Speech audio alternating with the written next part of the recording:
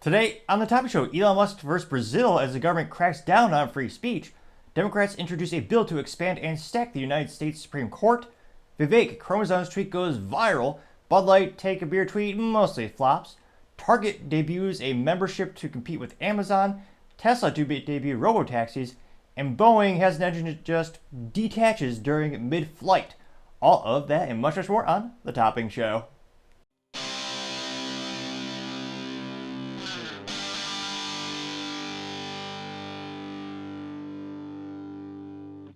Thank you everyone for taking the time to tune in today. Today's episode of the Topping Show is proudly sponsored by Topping Technologies. Topping Technologies is an IT value-added reseller and services company with a special proficiency in IT security. Heck, I see their founder at least twice a day. Gotta say he's quite handsome and brilliant.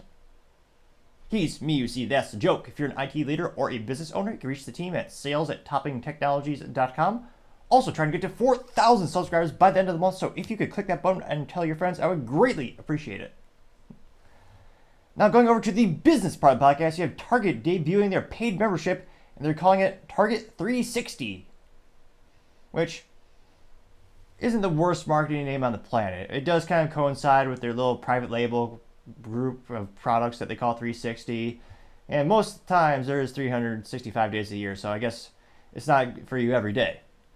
Pun moderately intended. I would suppose it's more of a geometric or geometry pun, but I don't think the price point is any too dissimilar from Amazon for obvious reasons. Want to compete with them directly. Incredibly, I can't imagine how futile it is considering Amazon, I don't want to say they have unlimited money, but they don't worry about money much these days, obviously.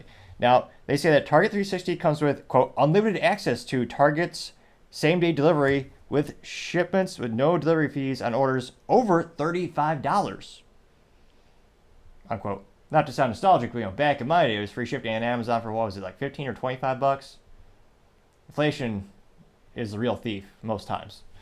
Now, they also know that orders are supposed to come in as quickly as 60 minutes from purchase, which is going to be a logistical nightmare for that supply chain team and those folks working over there, but that'll certainly help make everyone happy from a consumer perspective.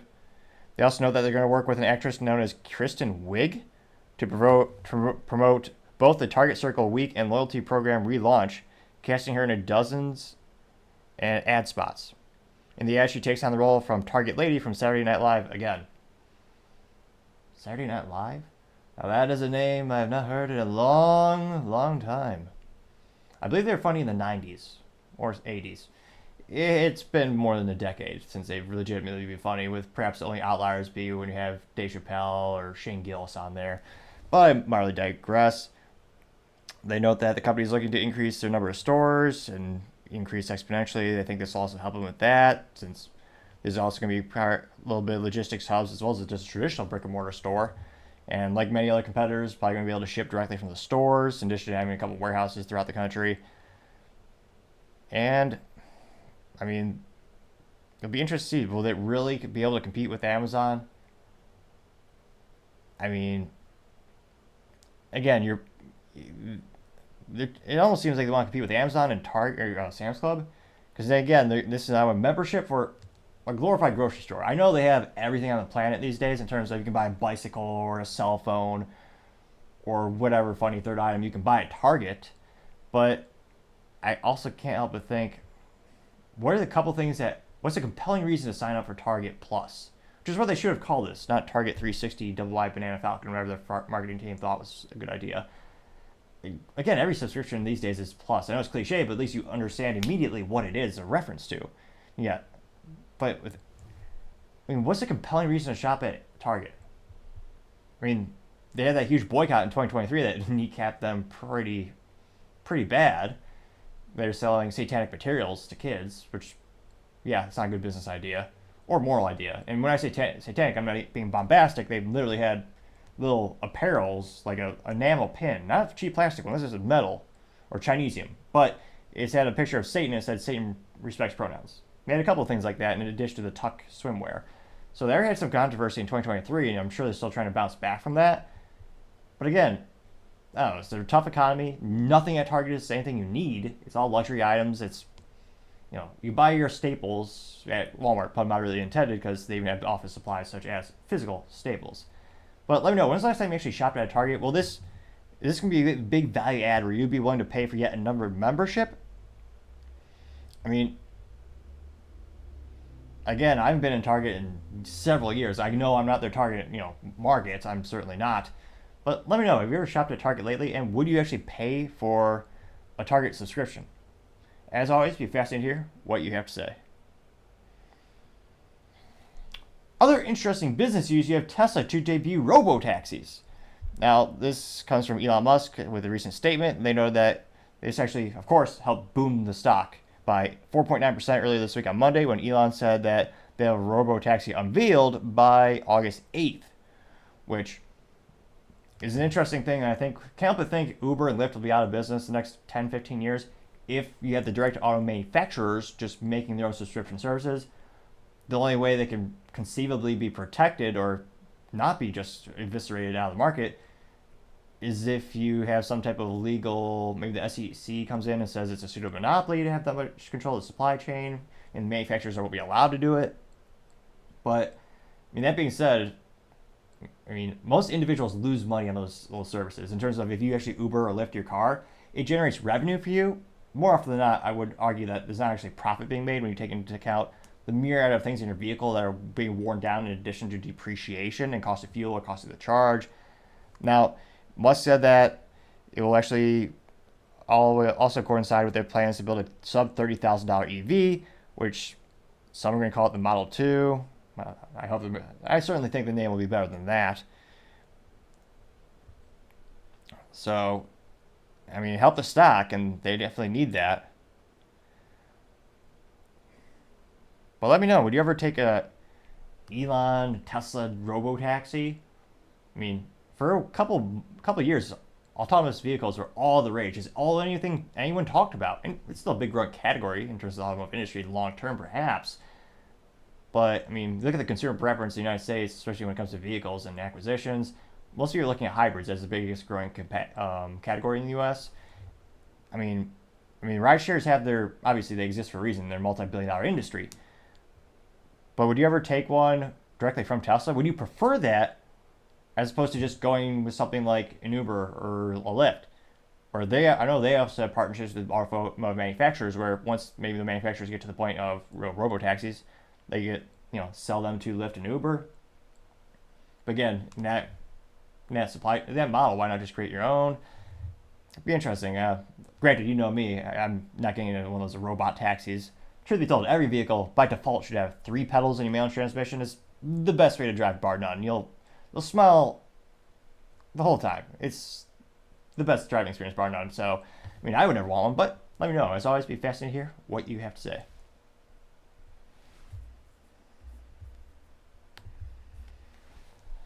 Going over to the culture part of the podcast, you have Elon versus Brazil as the government cracks down on free speech. Now, Elon actually reposted from someone by the name of Michael Schellenberger, who gives an analysis of the situation. And Elon said, quote, "I say tell me Alexandria is the disinformation in the room with us right now," unquote. And it's not too long a video, but about 5 minutes. Granted, his voice is probably infinitely better than mine, so I'm sure you'll enjoy it a little bit more. But I think it's pretty significant because, again, one of the most important things is freedom of speech. And Calvin notice it's just becoming more and more under attack. So without further ado, go ahead and play this right now. And he gives a good analysis. This is Michael Schellenberger reporting from Sao Paulo, Brazil. Last night, around 8 p.m. local time, Federal Supreme Court Justice Alexandre de Moraes announced a criminal investigation into Elon Musk, the owner of X, formerly known as Twitter, for allegedly spreading disinformation, obstructing justice, and allowing people who J. Moraes had banned from social media to freely express their views. J. Moraes said he would fine X $20,000 per day for every banned person who Musk allows to speak. As such, J. Moraes has taken Brazil one step closer to being a dictatorship. What's more, the events of the last few weeks make clear that Elon Musk is the only thing standing in the way of global totalitarianism. Without free speech, there can be no democracy.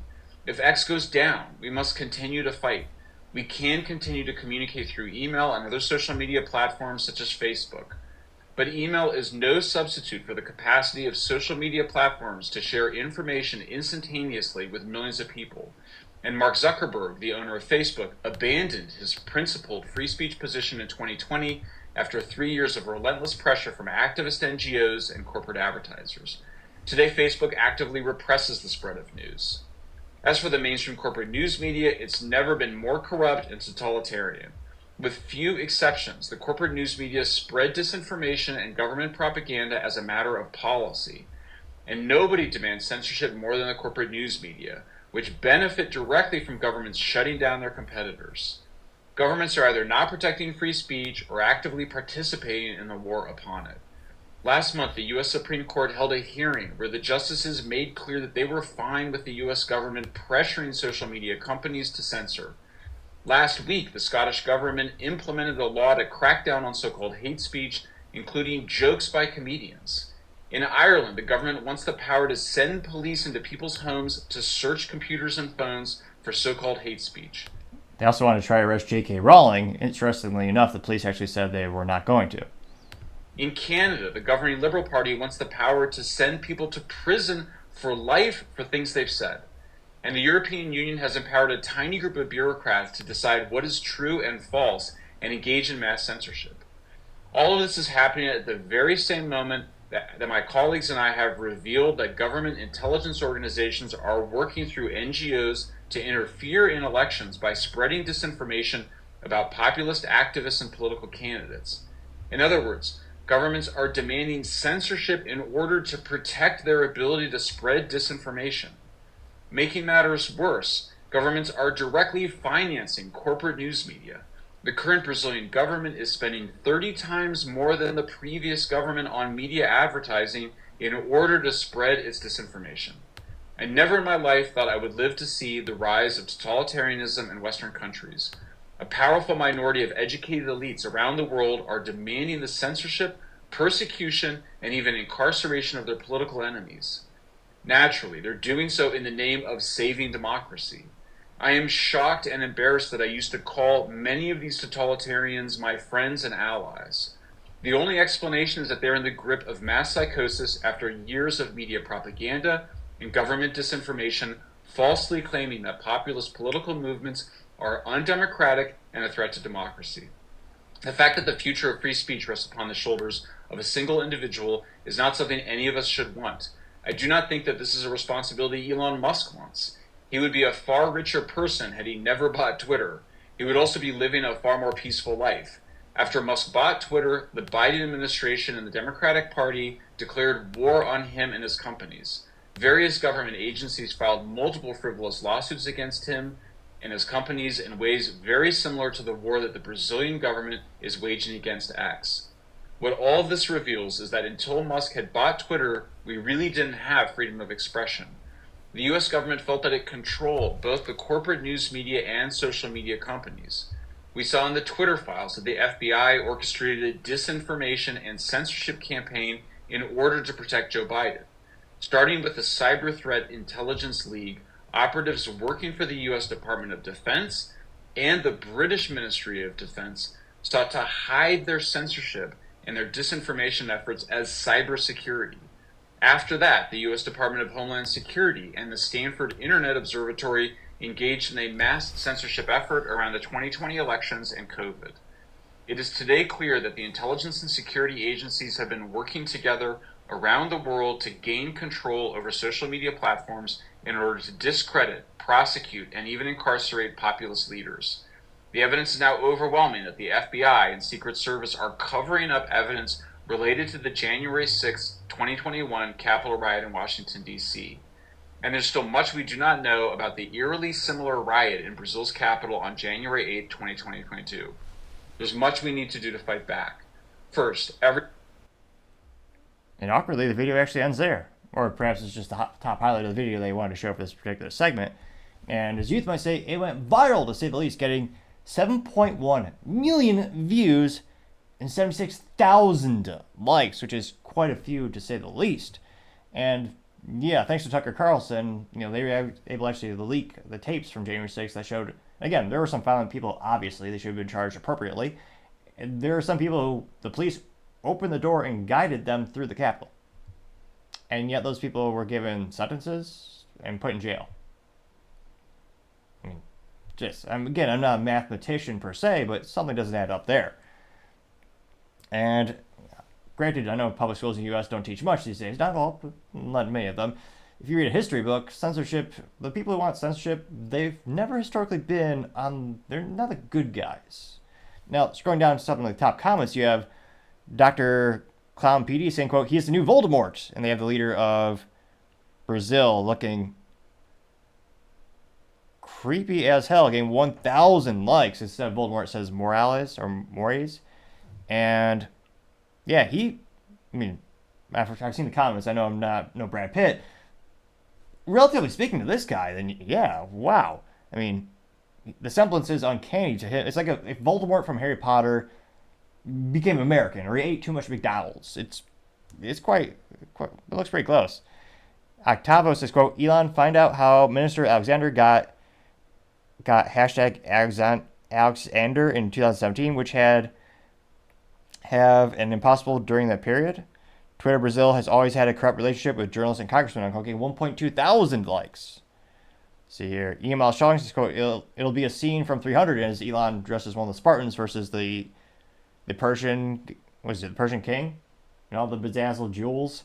But it's the Voldemort guy's face on it, or the Brazilian leader's face on it. They got 2.6 thousand likes. Libercat Media TM says, quote, this is why they are after Elon and X, and Elon is a quote from Elon saying, quote, they don't ban hate speech, they ban speech they hate, unquote, getting 672 likes.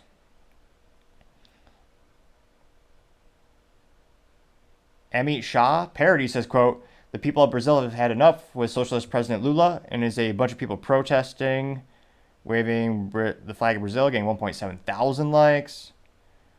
Sandy says new villain just dropped, and is a picture of allegedly him in a weird wizard outfit, but it says the new is the Brazilian leader, getting 286 likes. Let's see here. Stacey Phillips says, quote, tyranny dies in the night. Let's have Alexandre justify his actions in the court of public opinion. Corruption can only be facilitated in darkness. Let's have transparency. Unquote, getting 250 likes.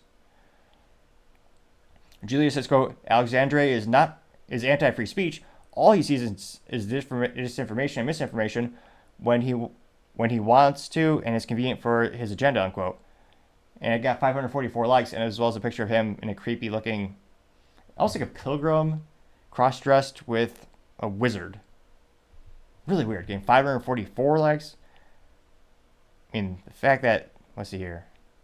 Pam says, quote, could Alexander de Moraes be an evil Professor Xavier? Quote, getting 115 likes. Which, yeah, Alexandre de Morales. I'm kind of curious. What does his average attire look like? In addition to being morally vacuous. I mean, yeah, he looks like pretty much every evil character you've seen in the past 20 years in a movie. I mean, I'm surprised he's not working in Hollywood, to be honest.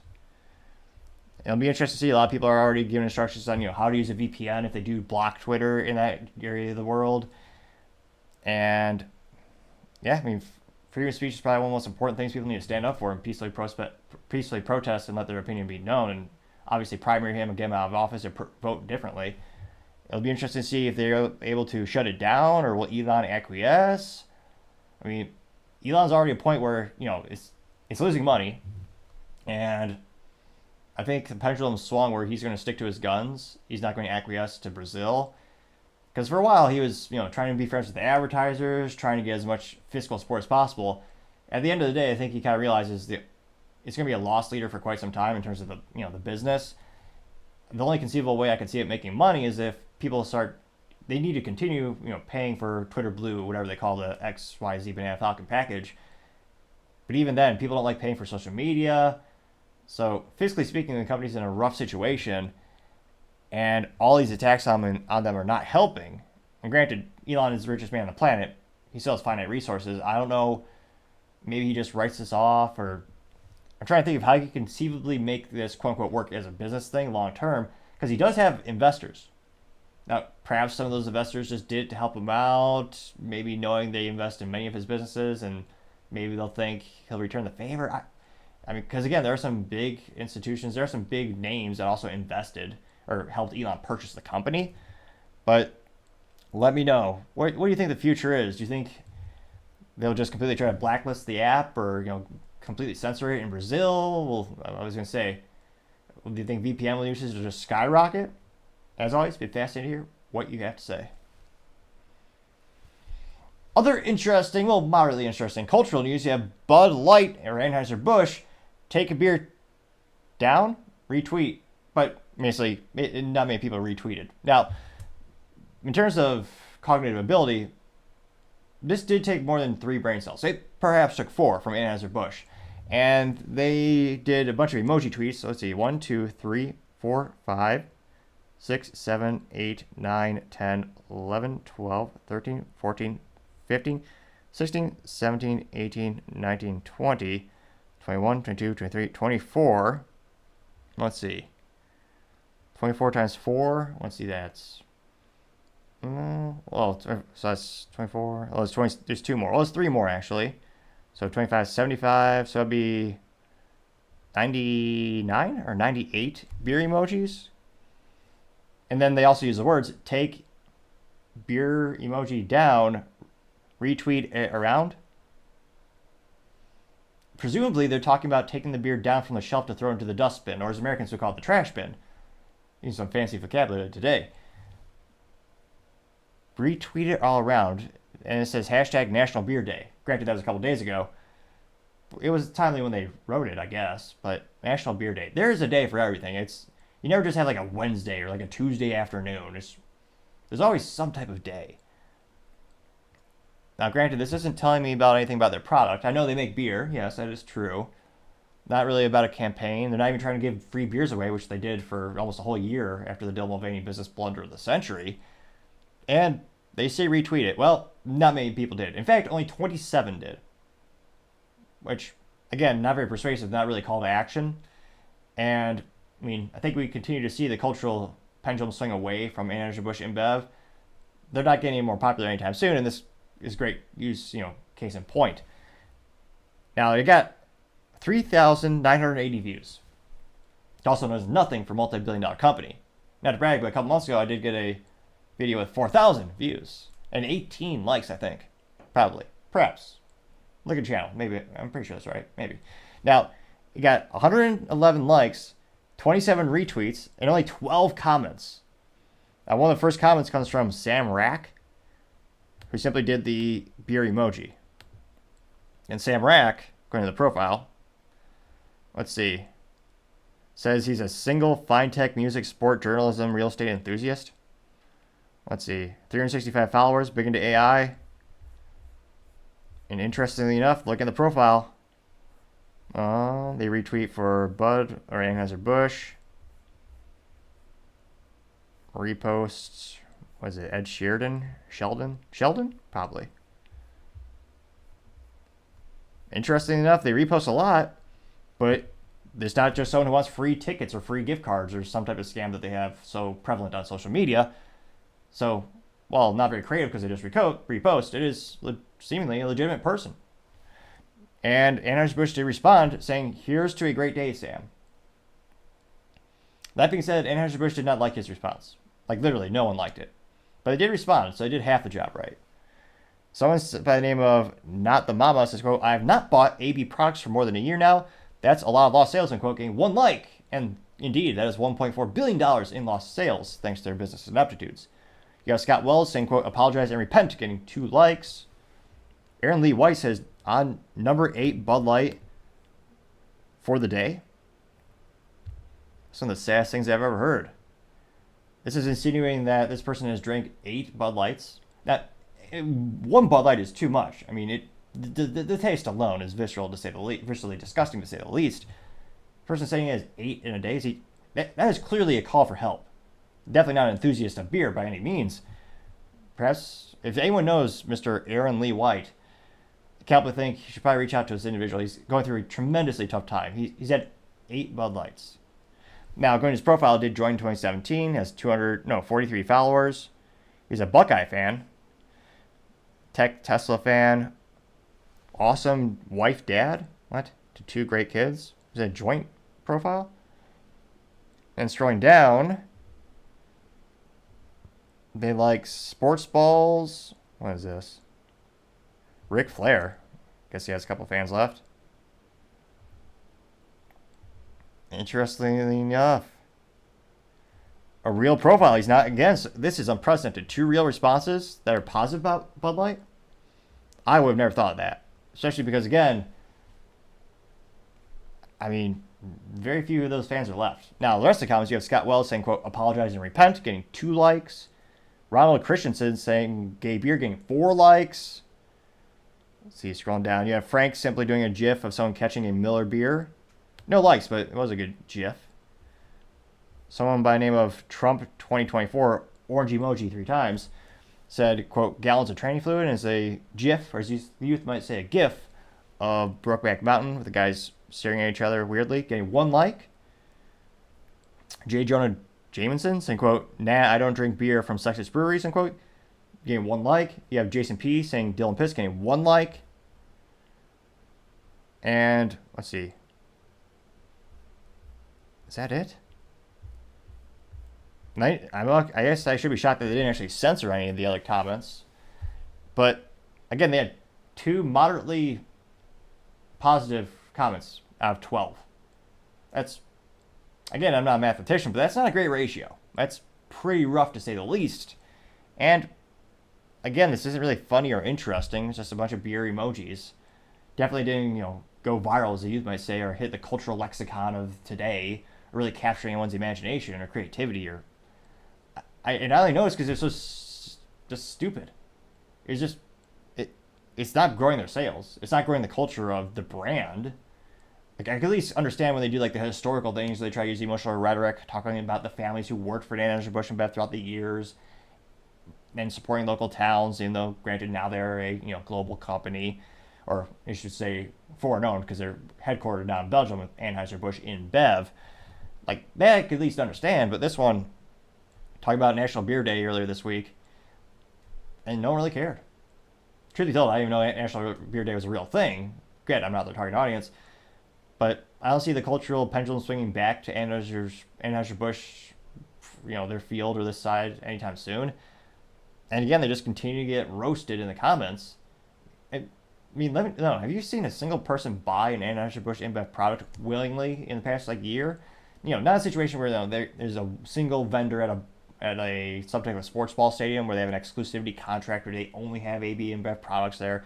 Like someone who had the option of multiple beer brands, multiple beer companies, and yet they still chose Bud Light or Budweiser or Michelob Ultra. If you've seen that, let me know. I would be really interested to see that and hear, as always, what you have to say. Now, going over to the political part of the podcast, you have Democrats introduce a bill to expand and stack the Supreme Court, which would be the end of democracy, 110%.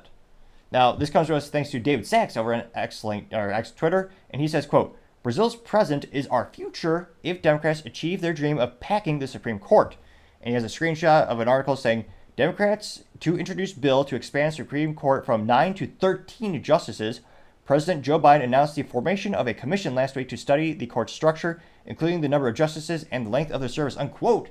And it went, of course, viral to say the least, because it destroyed the United States. It got 22.8 million views and 15,000 likes, which, again, is a lot to say the least. And, winding back the clock a couple of years, to Joe Biden's credit, when he was running for president in 2000, well, I was going to say, you have to clarify, he was run so many times, but nevertheless, when he was running in 2020, he did say he was against the idea of changing the Supreme Court because he would forever politicize it. Because again, we've had the same Supreme Court structure for our whole lifetimes, and it's been very reflective and it's worked pretty well. I can't help but notice the one time in my whole lifetime, in decades, where there's actually more people who believe constitutionalists on the Supreme Court. That's now that the other side is losing, they want to change the game, or change the rules of the game specifically.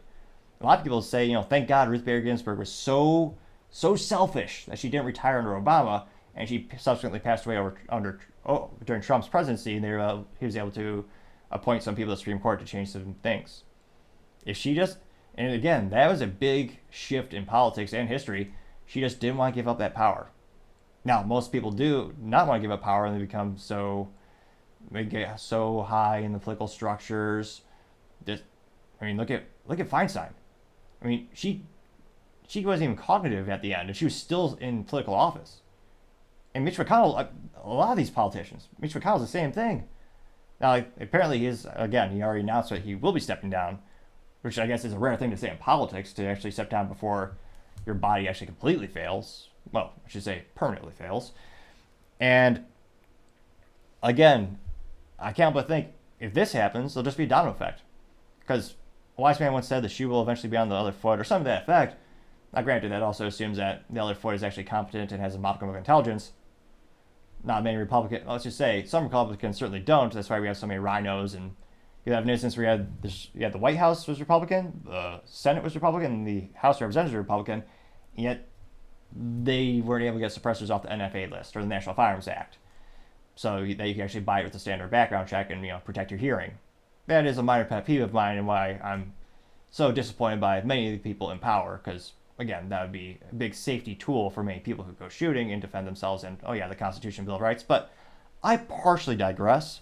And again, if this were to happen, eventually, depending on how you count the votes or how things go long term, Republicans will be in power again. I mean, throughout our lifetime, the pendulum usually swings back and forth every 8 years. Republicans will be in power, Democrats will be in power. If this goes through, well, let's say Republicans get in power, they'll just expand the Supreme Court again. Put more of their people on the Supreme Court, stack it in their favor. And the same thing we'll have when Democrats get into office. And you'll get to the point where you have 500, you'll get to the point where you have 500, 600,000, there'll be no limit to the Supreme Court. So I think Biden had it right, and I don't say that often, but it was a good call when he said he'd be against stacking and expanding the Supreme Court. That being said, they're saying Biden announced the formation. Does he know what he's saying? Does he comprehend what the statements he's giving out? We've seen instances on X Twitter where something will be tweeted from the president's profile, and yet when he's talking to a reporter, he won't remember it, or he'll say he didn't do that. So again, this might not be him as an individual, it might be the administration, but personally, my 3 cents, I don't think it's good for the United States. And I certainly think it is a terrible precedent. Also don't think it's a coincidence, the first time in decades, the Supreme Court has more constitutionalist, and now they want to change it. Now, going back to the comments, maybe I'm alone in this assessment. Maybe everyone thinks it's a dandy great idea. I mean, probably not, but let's dive in the comments and find out. Now, scrolling down, one of the first comments comes from, what is this? Conservatism prevents tyranny, saying, quote, voting for Trump is voting against communism and voting to save America. Nikki is, Democrats owned because she can't get big donations from Dems and can't beat Biden. And it's a picture or a cartoon of Stalin and Hitler, and they say this is brilliant, and it's a poster says the Democrat Party agenda. It says destroy free speech, dominate and control social media and the press, push radical division, one party rule, destroy religion, end the Second Amendment, lawfare, arrest political enemies, climate change agenda, World Economic Forum, mail-in voting, voting machines, and again it's Hitler and Stalin saying that's brilliant. Now that did get 480 likes, which again I understand how it's become a political issue, but to me, the Second Amendment should have been a human rights issue in terms of it should be universal to everyone's belief that you have the ability to defend yourselves and your family from tyrannical government, as well as burglars and others. Now, unfortunately, it's devolved into a political issue that both sides use to raise campaign funds on the left and the right. Now, scrolling down, you have, let's see here, Geiger Capital is saying, quote, adding justices would politicize the court forever, unquote, from Joe Biden said that. Geiger also said, quote, this is the one issue I gave him major props for. He knew it would never end. If he moves forward with packing the court, he'll forever be known as the man who ruined our last trusted institution, unquote, getting 691 likes. Asian Jesus says, quote, it's scary what these Democrats are doing. They're doing things that have never been done before just to remain in power in the U.S. indefinitely. The Constitution and the laws be damned, unquote, getting 144 likes. Tyler Morgan said, quote, FDR threatened to pack the court and get favorable rulings for the New Deal in 1937. It was totalitarian and unpopular. Many in his own party disapproved. His party went on to lose 8 seats in the Senate and 81 seats in the House in the 1938 midterms, unquote, getting 343 likes, including one for myself. Now, that being said, I think politics has devolved more and more into basically a sports balls game where people cheer for their team regardless of the actual policies and strictures and how they say they would fix issues, I don't think there would be that much pushback from people. Not all, but a lot of people on the left, they would probably agree. Well, let's say, oh, I mean, well, we have to do it. I mean, the thing we keep hearing is, oh yeah, we have to do it to protect democracy, which is quite ironic when you see the actions that they're taking and the policies that they are supporting. Again, I'm not saying everyone in that political party believes that way. I'm just saying you hear a lot of that. I actually don't think the political fallout would be that in terms of short term, in terms of you want your side to win. I don't think that would hurt Democrats that much. I think that there are many Americans who think it is a good idea to actually stack and expand the Supreme Court. I don't think that's a good thing. I think it's quite horrifying. But in terms of political ramifications, in terms of a direct impact on maybe you won't get reelected or maybe you'll lose support from the public, I actually think it wouldn't hurt that party too much. It would, in fact, accelerate the polarization in the United States. Now, that being said, the U.S. is so ingested or entwined from a business perspective. I don't think it will ever actually be what they hint about in like a hot conflict in terms of any actual violence. Because again, the whole United States is united through business and commerce. And most everyone, many people have jobs. In fact, a majority of Americans do have jobs. And most businesses are interstate businesses. That's why I'm very convinced that, I mean, maybe you'll have a couple of people with poster boards from Hobby Lobby, but that's why I'm also convinced the public will never be too enraged or do too much aside for perhaps a peaceful protest. Now, you also have Trapper saying, quote, "Good point, David. What's going on in Brazil should serve as a warning to all of us in the USA. We can disagree on stuff, but maintaining our freedom of speech, as always is known, is critical." Unquote, getting 1,000 likes. Scrolling down more and more, you have Zagoniel, might be butchering his name, but it looks about right, saying, quote, "Free speech as we knew it will no longer exist under a Democrat plurality." Unquote, getting 659 likes.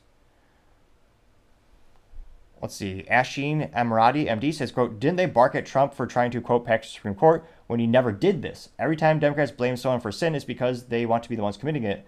Throw up emoji," unquote, getting 474 likes. Scroll down more and more. Let's see. Nuance Bro says, quote, "They already packed Brazil via CIA," getting 54 likes. Let's see. Kayavan Shrove says, quote, "Do you cut off the date on this because you're a massive liar? It's 3 years old," unquote, getting 10 likes. John Hawkins says, quote, "To stack the court, Democrats would have to get rid of the Senate filibuster on legislation. Once again, we get the point. Our republic is over, and the only question is whether Republicans or Democrats rewrite the rules to lock themselves out of power permanently," unquote. Let's see here. Lord Bebo says, quote, "Create 4 new seats, appoint them Democrat, 3 profit. Simple yet effective," getting 57 likes. Let's see, going back more and more. Queen Anne says, quote, "Brazil is their template," getting 26 likes. Michael Goolsby says, quote, "Yep, Brazil doesn't have anything like this. Brazil doesn't have anything like the U.S. Constitution, which is why the enemies of freedom want to back the court," unquote, getting 43 likes. Scrolling down more and more. Uni Party says, quote, "Liberals, quote, if we could just jail Trump, get rid of MAGA and the Electoral College, stack the Supreme Court, ban voter ID, and censor free speech, we could save democracy," unquote, getting 87 likes. Let's see here. So it'll be interesting to see if this actually goes through. Let's see here. Another comment says, "An April 2021 idea that never made it off the floor of the House and hopefully never will really should capture your screenshot," unquote, getting 2 likes. So it looks like this. Let's see here. S. Welcome says, quote, "That was from 2021. And that got 3 likes. Actually, I pulled up that article. The President Commission voted unanimously to submit in support to President Biden. Supreme Court. Bipartisan expert. So they did. It looks like they did launch it in 2021. So it'd be interesting to see if it gets reintroduced. Because again, let's see here. So let me know. Do you think they'll actually be reintroduced if the date is truly wrong in the article? So it'll be interesting to see. Definitely isn't great no matter what. But as always, been fascinating to hear what you have to say. Other interesting political news, you have Vivek Chromosomes Tweet most viral of the year. Now, this comes from his personal extra profile from Vivek Ramaswamy. He says, quote, "If you have 2 chromosomes, you're a woman. If you have an X and a Y chromosome, you're a man. I'd love to hear the best reasoned argument from the other side. I'll wait," unquote. And that got 7.8 million views and 80,000 likes, which again is one of the most viral things he said all year, bar none. And fascinatingly enough, this is a political issue, and I think it will be on the stage if we ever do have debates between Trump and Biden in 2024, this year. Time flies way too quickly.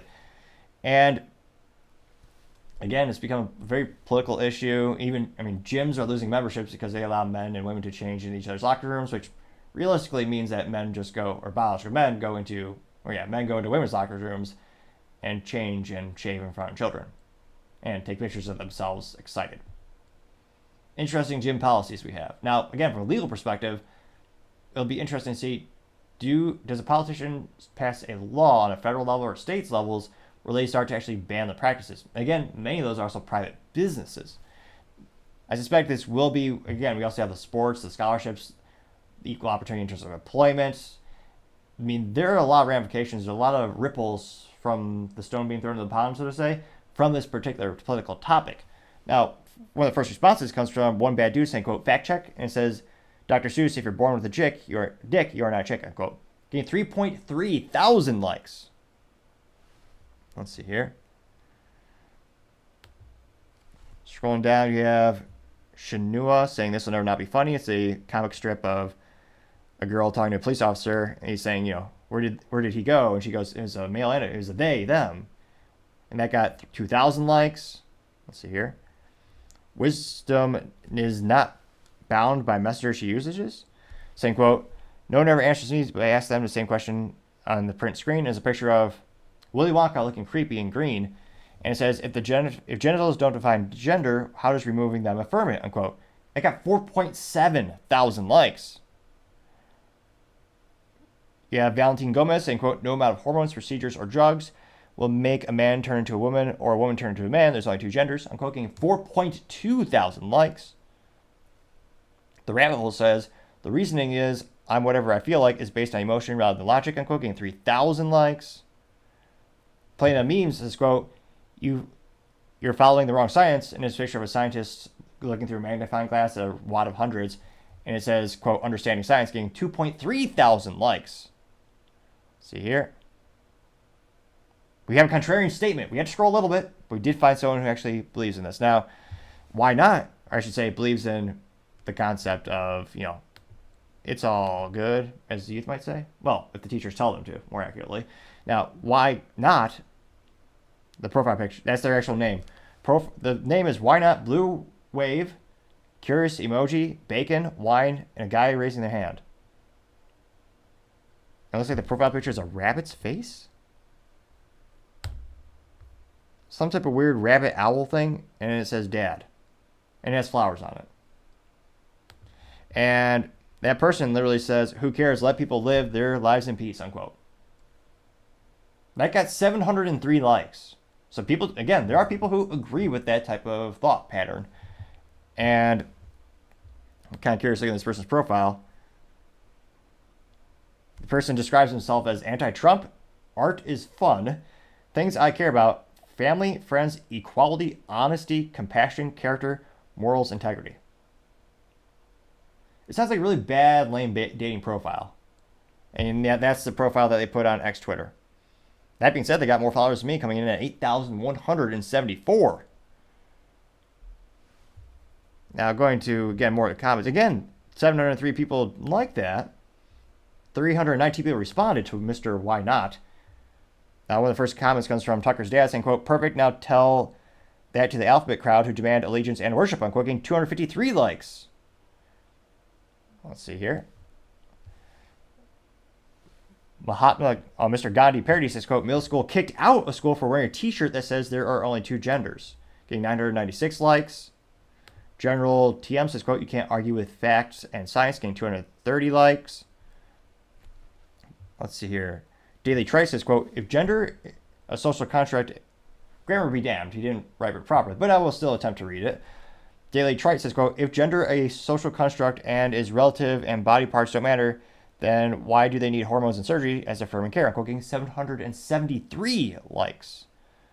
Bulldog for Vivek says, quote, truth, there are only two genders, is a, not a meme, but a picture of Vivek with this text on it saying there are two genders, getting 506 likes. Brown Eyed Girl says, quote, no argument, men and women, male and female, that's it, getting 143 likes. Scrolling down. John's Meme says, quote, it's actually really simple to understand. It's the famous scene from Kindergarten, was it Kindergarten Cop with Arnold Schwarzenegger? And it's the funny scene where the little kindergarten kid or boy says, quote, boys have a penis. And, oh, that's interesting.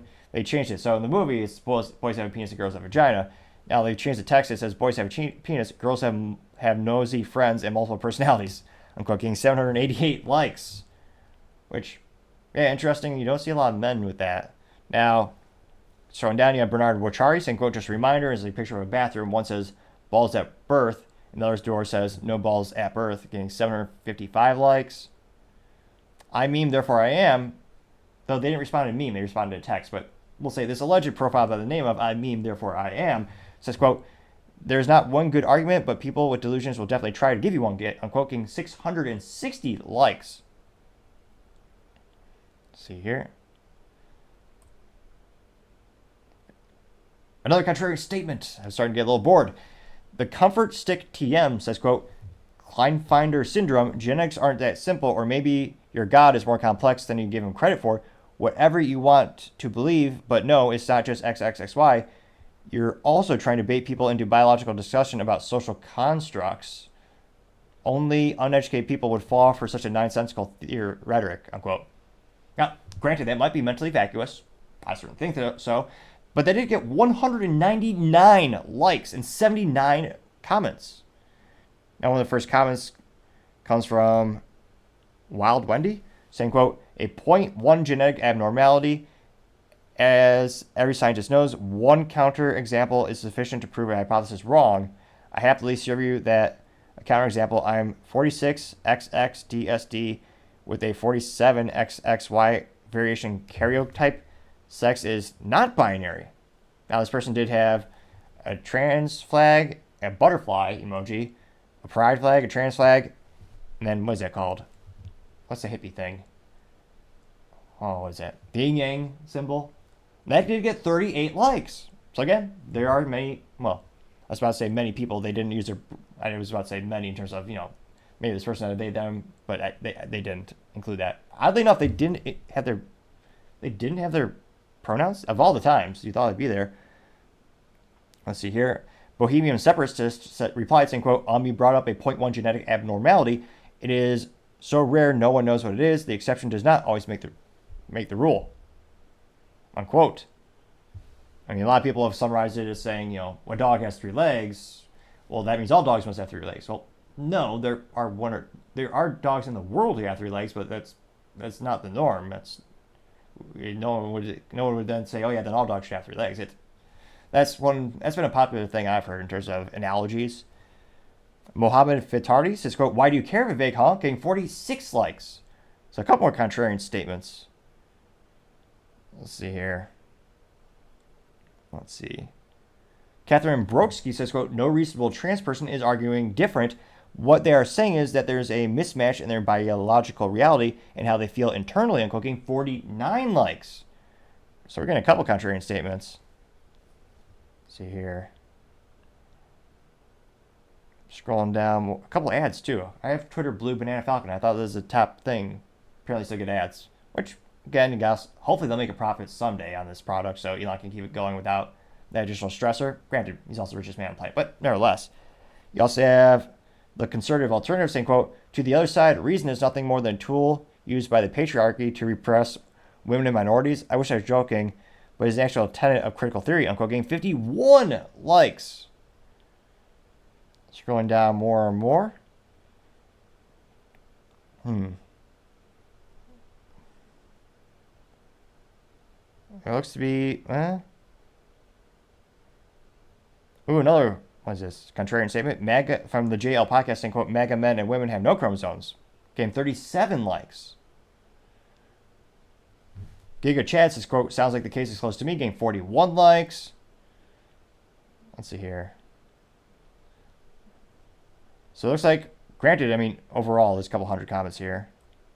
Or several thousands, actually, but a lot of them are agreeing with Vivek, but there are some contrarian statements. Now, that being said, overall in the United States, in terms of political topics, I suspect this will be part of the upcoming elections debates, if they even have debates at all. It'll be part of the cultural and political lexicon and discussion around the upcoming election. And it'll be interesting to see, you know, when the doors are closed and people are pulling the voting levers. Well, they don't do that anymore, unfortunately. But nevertheless, when people are voting, what is the general cultural and political consensus? Is the new major opinion that there's no such thing? Is the new, I mean, is this going to be a winning topic for one side of the political aisle or the other?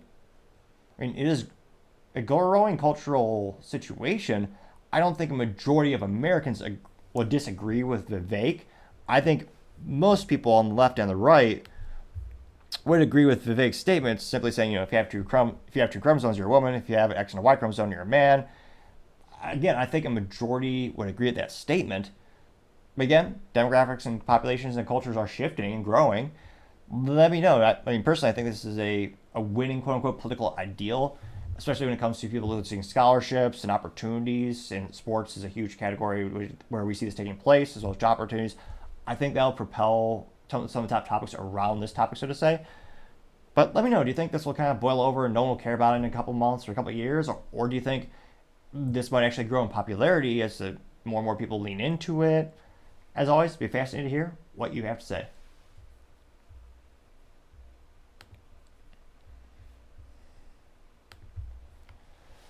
Going over to the business blunder of the day, you have Boeing having an engine just detached during a flight. Which, yeah, the business blunder, I mean, last year, I mean, there's a lot about Bud Light. Is Boeing the new Bud Light, perhaps? I mean, the quality is about the same in terms of, you know, falling apart and people not wanting to touch it with a 10-foot pole. Maybe. Now, this was one of the first things I saw reporting on this, or profiles I saw reporting on the topic, comes from Raw Alerts on X Twitter. And they say, quote, breaking, a Boeing 737 Southwest Airlines had to make an emergency landing after parts of the engine cowling detaches. They say, quote, granted this is earlier, but they say, currently emergency crews and authorities are on the scene after a Boeing 737-800 Southwest Airlines flight WN3695, SWA3695, departing from Denver International Airport bound for Houston, Texas, experienced an incident during takeoff.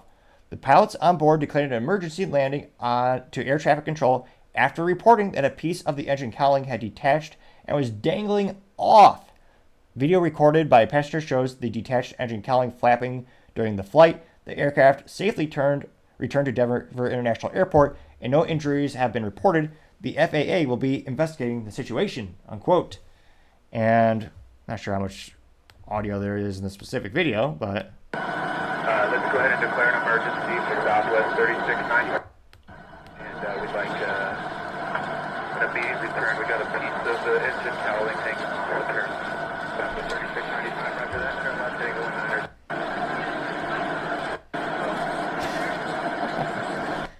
It was almost as flimsy as a candy wrapper being blown off. What do people eat these days? A Butterfinger bar? Those are still a thing, right? I don't buy candy, but nevertheless. That got 12.5 million views and 28,000 likes. And yeah, I mean, I don't know perhaps the people who are assembling Boeing aeroplanes, maybe they are drinking Bud Light. That's not inconceivable. How many mistakes have we seen? We've had doors blown off. You have flights crashing. You have engine cowlings bursting off. I mean, I usually poke fun at General Motors having more recalls than darn near any company. I mean, most of those recalls in the automotive community are not detrimental. Now, granted, some people still pass away, and that's very sad, but they're not on this scale. Maybe you'll have a broken tail light, or what was it? Was it GM? They had an issue where if water got into the tailgate could fall down because the sensor would break on their trucks. That's comically bad, but it's not detrimental. You just have more and more of these Boeing issues. Now, They also added that quote with a couple of photos showing the cowling just completely getting ripped off. And one of the first comments comes from Paul Zupa saying, quote, another day, another reason to question whether DEI caused it, unquote, quote unquote. Got 356 likes, which, again, Boeing is a very big believer in the DEI initiatives, and many of their subcontractors actually bragged about it. We saw this with the door plug company, where they actually had a whole video on the recruitment page where it's 100% women doing the recruitments, and they were talking about the DEI initiatives. So again, we don't know if that's a contributing factor directly correlated yet. We don't. Now, granted, there will be some investigations with these things, but we don't know for sure if that's the main culprit. Now, you also have Newton saying, quote, Boeing needs to pay their CEO less and focus on their plane safety instead, unquote, getting 2.3 thousand likes, which, spoiler alert, the CEO either just stepped down or is stepping down. Let me see here. Let me double check on that really quick. And while we're doing that, let's actually pull up their stock to see how that's doing. So David Calhoun announced that he will be stepping down as president of the company at the end of the year. Again, that was Boeing CEO David Cohen. So is he really going to stay in this job for the whole year? Just step down. Let's see here. Let's pull this up 2 days ago. Board management. He'll step down in board management as a shakeup with the 737 MAX continues to be bad. No. Oh. So yeah, Boeing CEO David Calhoun will step down at the end of 2024 in part of a broad management shakeup. Now, granted, there's a lot of things. I understand there are a lot of logistics. There's a lot of things that need to happen when CEOs step away from a role and you transition to a new one. And they also know some of the board of directors will not be up for re-election or they'll be stepping down instead. So there's going to be some big shakeups at Boeing, and that's certainly, again, that's going to help with public perception, I think. And truth be told, I think they definitely could use some new leadership and new ideas. Obviously, the current methodology is not working. Now, interestingly enough, if you pull up Boeing stock, oh geez, every other defense contractor is doing ridiculously good. And Boeing, again, they make commercial airlines, but it's kind of funny. They used to be known as a defense company because that's really where they flourish the most. And only within the past 60 years is when they really started to go more after the commercial market, where, again, they did flourish. Their stock is currently trading at $181.56 per share, although, it's kind of abysmal. And again, not financial advice, but they don't even pay dividends, so there's no incentive to keep the stock. But I partially digress. So it went down the past 5 days. It's gone 3.87%. In the past month, it's down 5.68%. Past 6 months, down 3%. Year to date, this is a discount stock if I've ever seen one. Year to date, it's down at 27.88%. And again, all these other aviation companies are doing pretty darn good. I mean, Lockheed, granted, they also make munitions and other things, but Lockheed Martin's at $452 per share. Now, going to the 1 year trend for Boeing, it's down 13%. Past 5 years, it's a fire sale, folks. Past 5 years, Boeing's been slashed in half. This stock went down 52.18%. Previously trading, what was it? In 2019, it was at $379.64 per share, which is terrible. Now, granted, the lifetime of the stock, granted, most stocks, if they're successful businesses, grow over time. The lifetime value is still up by 3,096%. So again, long term, pretty good. But again, past 5 years, that's not great at all. And again, they've been around for, obviously, the founders, Mr. William Boeing in 1916, rather. And they got 171,000 employees. And every article about them right now is, about all those. The doors blowing off, as well as, now you have basically the engine shield, I believe is the rudimentary term, just flying off as well. Now, another one, but to go to the comments, you have Gina Fredo saying, quote, yikes. And there's a picture of the Hunger Games girl, and it says, flying Boeing, may the odds be forever in your favor, getting 2.6 thousand likes. Aviation says, quote, maintenance issues falls on the airline, not Boeing. Boeing lately taking a lot of fire for maintenance matters that operators are squarely to blame for, unquote, getting 1.3 thousand likes, which I understand that perspective. Given how popular services are for everything on the planet and how most everything is not sold as a product, it's sold as a service, I find it very surprising Boeing isn't checking up on their engines, and they don't sell a subscription service where they double check all the work for your local maintenance crew, either bi-weekly or monthly. If you are in the aviation industry, let me know in the comments. Again, I'd love some additional insight.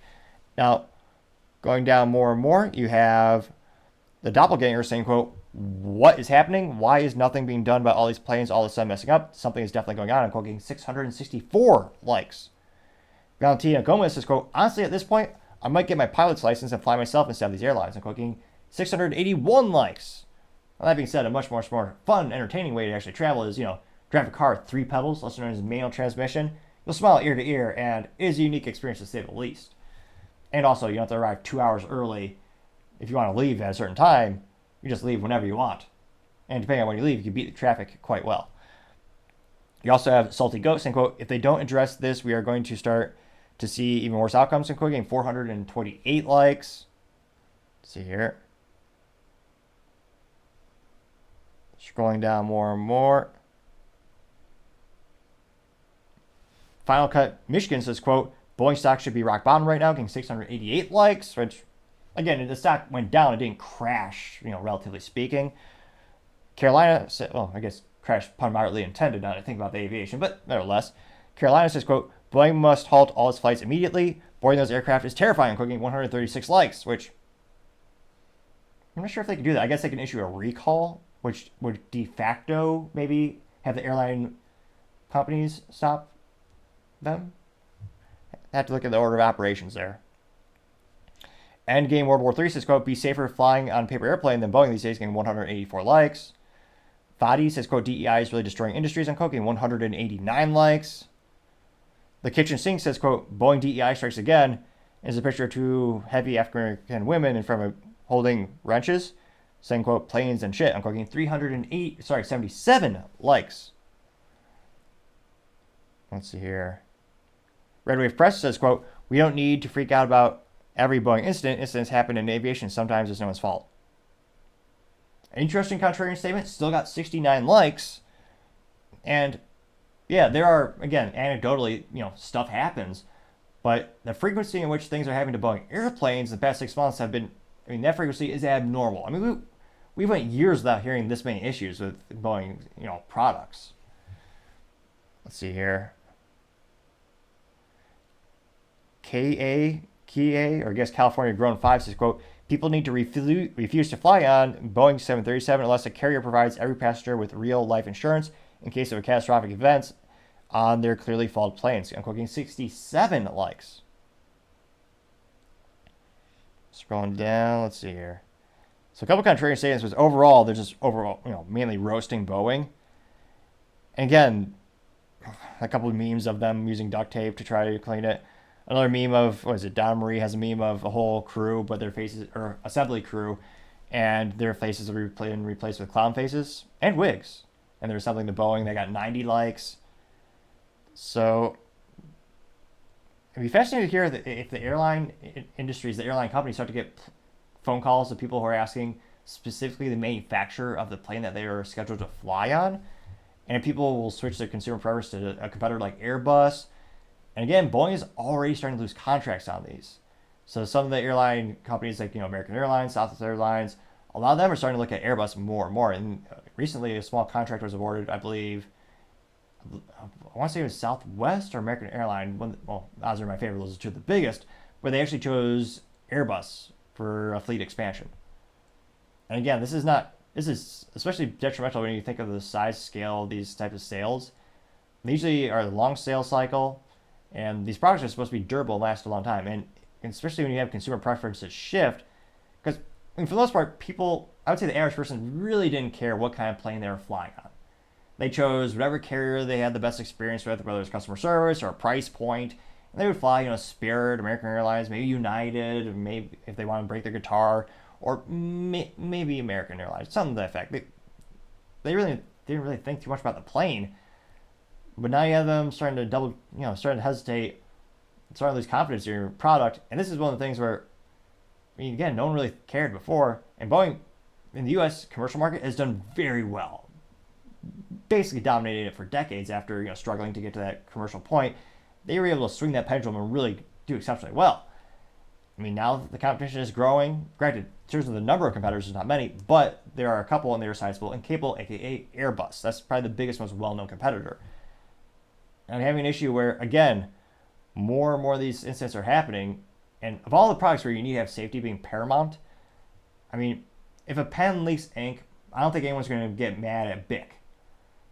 But if you have these type of things that could detrimentally, and people are passing away, it is terrible. Not just morally, ethically, but also from a business perspective and brand perspective, this is going to have a much more profound impact. So if you have yet another issue with one of their products, I gotta say, Boeing, that engine detaching, that certainly is the business blunder of the day. Thank you, everyone, again, for taking the time to tune in. Trying to get to 4,000 subscribers by the end of the month. So if you could click that button, I would greatly appreciate it. Also, leave me a thumbs up, thumbs down, or comment. It's a great way to give me some additional feedback, letting me know how I can make the show better and better. Lastly, don't forget to take the time to tell your family, tell your friends, tell your coworkers, heck, tell your enemies, tell anyone and everyone. Just stay safe and fight the good fight.